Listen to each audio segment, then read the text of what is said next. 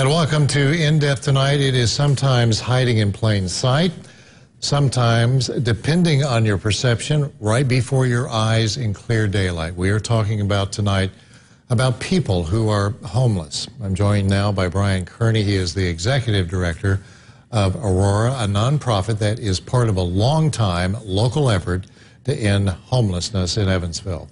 Brian, first of all, let's first define the person who is homeless and perhaps take down some of those stereotypes like the man sleeping on a park bench with newspapers for a blanket. Sure. I mean, in general, the homeless are our neighbors. They're our residents. They're single moms. They're single individuals. They're families. They're children.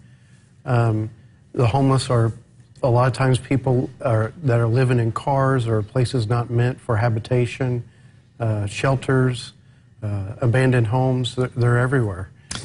In general, we run about 425 individuals every single night that are homeless in our county. And local agencies that deal with homelessness are urging people, and not to sound insensitive, to not give money to individuals who we have all seen along the highways, sometimes right in the median of 6-lane highways in the Evansville area. Do not give them money. Why? Well, it's really tough to say as far as who is actually homeless and who isn't. But Aurora has a street team, and we're interacting with individuals every day who are homeless. Mm-hmm. And we know that in general, a high percentage, could be 85, could be 90, could even be higher than 90, the individuals who are panhandling are actually not homeless. So we find that if you are giving to those individuals, you're actually potentially just feeding an addiction. I have seen a study that says that for every $10 you give a panhandler, it's costing our community over $1,000 in services that we provide to those individuals because of those addictions. And it's often holding the cardboard sign. And the EPD released a statistic about how much money these individuals can make, and that was surprising almost. It's very surprising. I mean, no one actually really knows, but they think that it's somewhere close to $100 an hour that a panhandler might be making.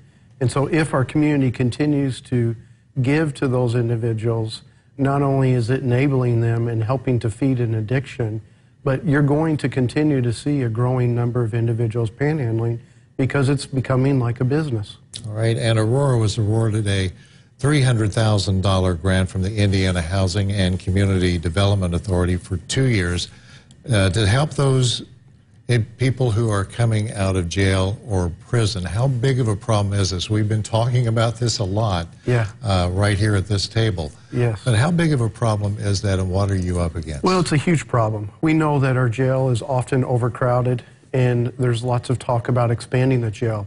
But how about we come up with a solution that actually reduces those individuals that are going to jail? And this program is one of the ways to do that.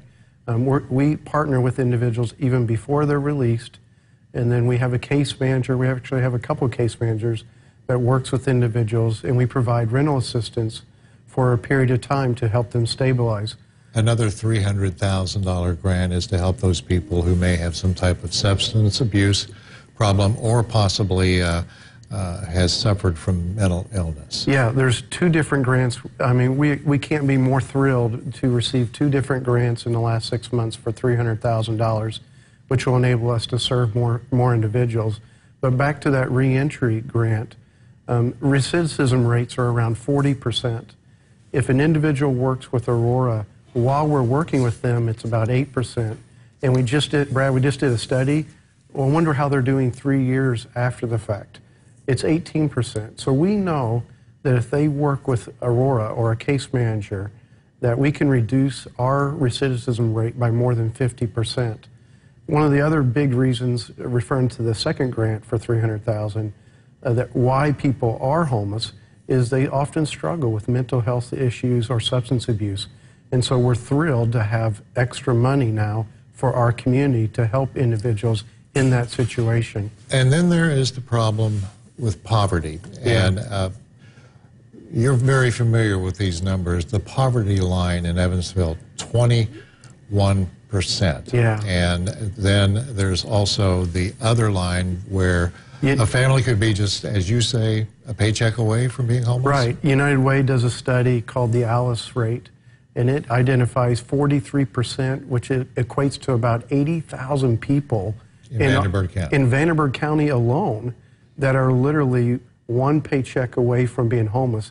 It's almost cliche to say that, and maybe we roll our eyes, oh, come on. But in reality, we do have a significant number, almost half of our population is one paycheck away from being homeless.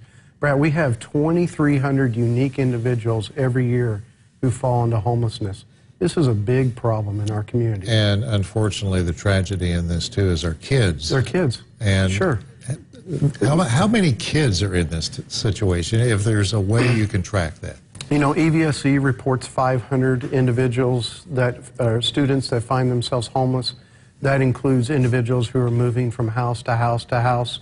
We would work with anybody and everybody who would come to our doors, but we tend to primarily work with those who are without any shelter at all. And sometimes it's within a family, perhaps maybe Uncle John comes over and, well, let's let him stay for a couple of nights. Sure. And it's a constant movement around.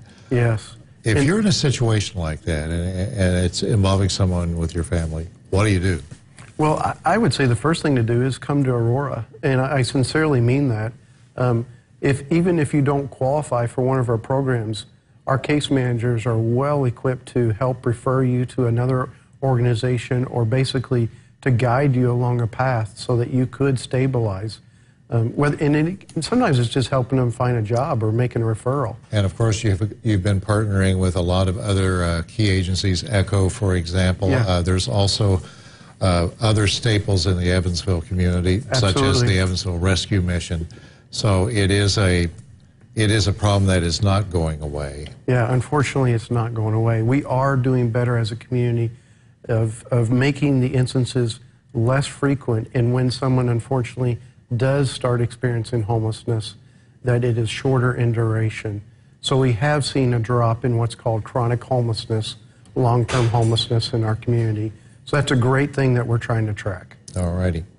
Brian Kearney, who is the Executive Director of Aurora, thank you so much for talking about a tough subject, but I know you're immersed in this battle, and thanks so much for being here tonight. Thank you so much, Brad. Appreciate it.